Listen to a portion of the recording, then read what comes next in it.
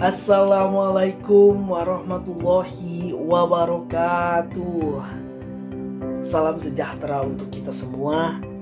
Setelah sekian lama tidak berjumpa, akhirnya kembali lagi bersama saya di Apod Asep Podcast. Hurrah, ikan hiu makan kelapa. Kenalan lagi yuk, takut lupa. Asik dah. Pepatah pun berkata, tak kenal maka tak sayang. Oleh karena itu, izinkan saya untuk memperkenalkan diri kembali kepada Sobat Apod sekalian. Bahwa nama saya adalah Asep Setiawan. Saya merupakan mahasiswa pendidikan ekonomi Universitas Pendidikan Indonesia yang sampai hari ini masih mencari pasangannya. Semoga dalam mencari pasangannya diberikan kemudahan, kelancaran. Amin ya Allah ya Rabbal Alamin. Khusus untuk episode kali ini, saya akan memberikan Sobat Apod penjelasan karena kalau memberikan uang, saya juga masih dibeli oleh orang tua saya. Dengan penuh harap agar Sobat Apod sekalian diberikan pemahaman serta gambaran berkenaan dengan apa yang saya jelaskan.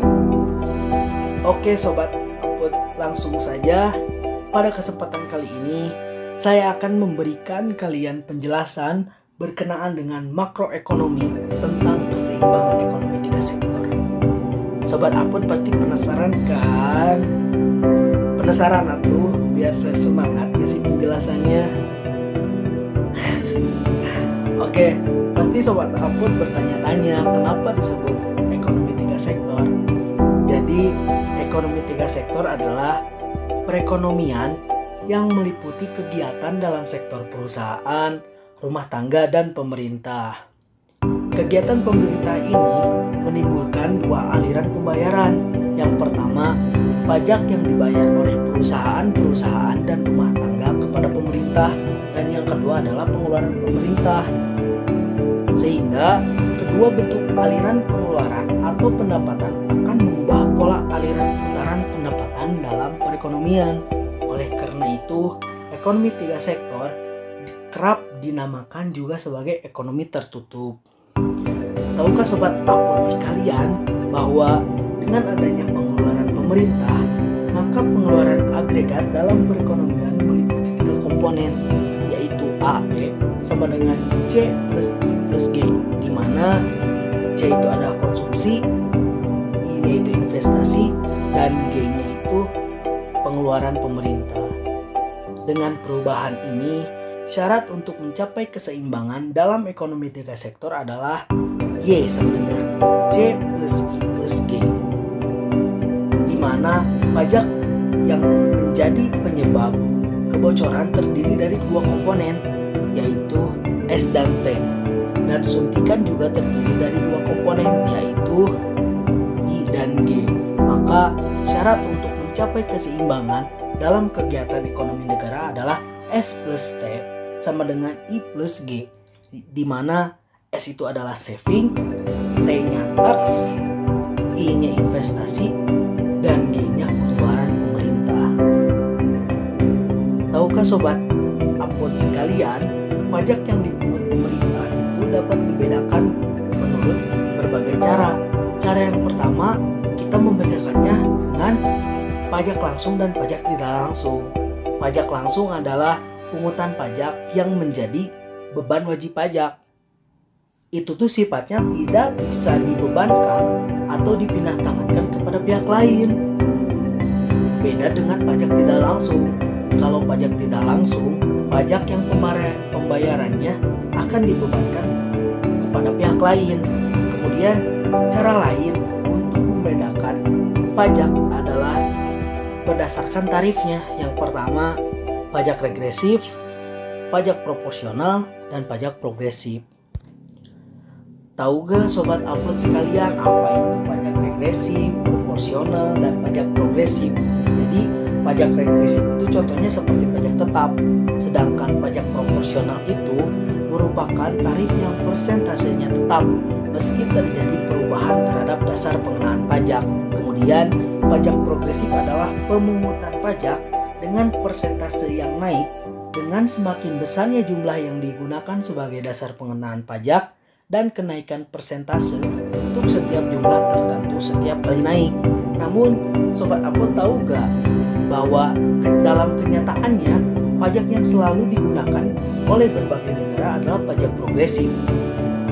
Namun, dalam teori makroekonomi yang selalu digunakan dalam analisis adalah pajak tetap dan pajak proporsional.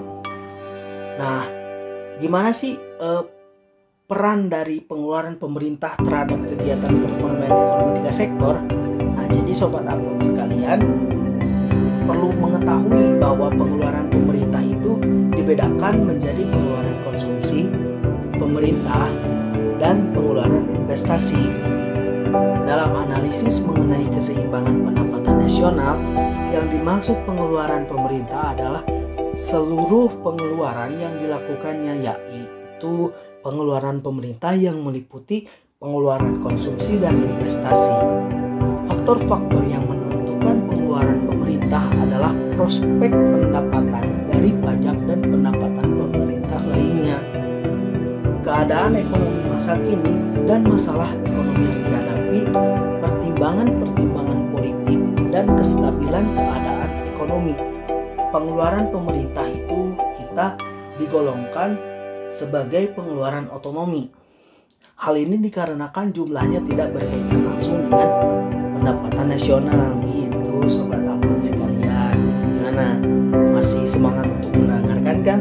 Soalnya kita semakin pembahasan lebih dalam, pembahasannya semakin menarik loh. Kita lanjut yuk. Nah, selanjutnya pajak akan mempengaruhi pengeluaran agregat melalui efeknya terhadap pengeluaran konsumsi rumah tangga. Pajak akan mengurangi konsumsi dan tabungan rumah tangga. Dalam analisis ini dapat ditunjukkan dua bentuk efek pajak terhadap konsumsi dan tabungan, yaitu efek yang diakibatkan oleh pajak tetap dan pajak proporsional. Sobat Upload sekalian itu perlu mengetahui apabila kegiatan perekonomian di suatu negara sepenuhnya diatur oleh pasar bebas, perekonomian suatu negara tidak akan mencapai kesempatan kerja penuh. Kemudian, naik turunnya kegiatan ekonomi adalah besar dan tingkat kestabilannya itu tinggi. Selain itu, tidak dapat mengalami pertumbuhan yang selalu signifikan dalam jangka panjang. Nah, dibandingkan dengan tingkat kesempatan kerja penuh, kegiatan ekonomi yang sebenarnya dapat mencapai salah satu dari tiga keadaan berikut Sobat Upload sekalian. Keadaan tersebut yang pertama, pengeluaran agregat rendah dan pengangguran terjadi.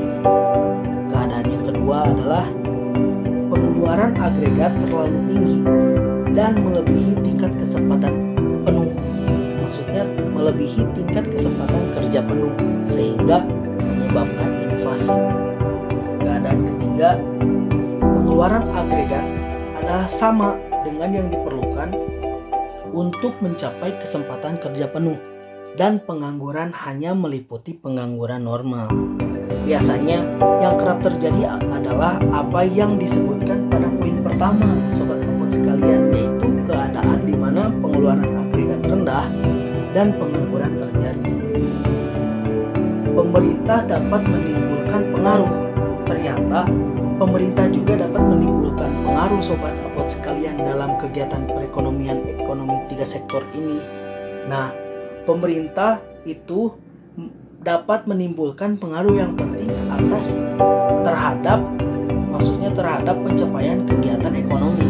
Melalui kebijakan pemerintah, pengeluaran pemerintah dapat dipengaruhi dengan meningkatkan pengeluaran agregat pada saat pengangguran atau mengurangi pengeluaran agregat pada saat inflasi. Jadi, Sobat Upload sekalian, pemerintah itu dapat meningkatkan pengeluaran agregat loh. Tapi ini diberlakukan pada saat terjadinya pengangguran di suatu negara tersebut. Kemudian pemerintah juga bisa loh mengurangi pengeluaran agregat. Namun pengeluaran ini harus direalisasikan pada saat negara itu terjadi inflasi. Nah, upaya ini dilakukan untuk tercapainya situasi dan kondisi ekonomi yang lebih stabil. dan jangka panjangnya yaitu untuk mempercepat laju pertumbuhan ekonomi. Nah, gimana sih pemerintah mengatur pengeluaran agregatnya? Nah, sobat Apot sekalian, di sini akan dijelaskan salah satu cara untuk mempengaruhi pengeluaran agregat adalah dengan melaksanakan kebijakan fiskal, yaitu langkah-langkah pemerintah dalam perpajakan dan pengeluarannya untuk mempengaruhi tingkat kegiatan ekonomi. Dasar fiskal dibedakan menjadi dasar fiskal stabil otomatis dan dasar fiskal diskresioner. Nah, sobat Apot sekalian, dasar fiskal dan stabil otomatis ini tuh terdapat 3 jenis loh. Yang pertama, pajak proporsional dan pajak progresif, dan yang kedua, program asuransi pengangguran. Yang ketiga, sistem harga minimum. Kebijakan fiskal diskresioner dilakukan dengan menambah pengeluaran agregat pada waktu pengangguran atau mengurangi pengeluaran agregat pada waktu inflasi. Dan instrumen yang digunakan untuk menjalankan fiskal diskresioner adalah: pertama, mengubah jumlah dan persentase pajak. Yang kedua, mengubah pengeluaran pemerintah. Ketiga, secara serentak melakukan perubahan dalam pajak dan pengeluaran pemerintah. Sobat Apot sekalian, akhirnya kita sudah berada di ujung episode kali ini. Terima kasih kepada para sobat Apot yang senantiasa mengikuti rangkaian penjelasan pada episode kali ini. Semoga apa yang dijelaskan bermanfaat khususnya untuk saya pribadi, umumnya untuk kita semua termasuk sobat Apot juga ya. Indonesia negara hukum. Assalamualaikum. Saya Asif Setiawan, pamit undur diri. Wassalamualaikum warahmatullahi wabarakatuh.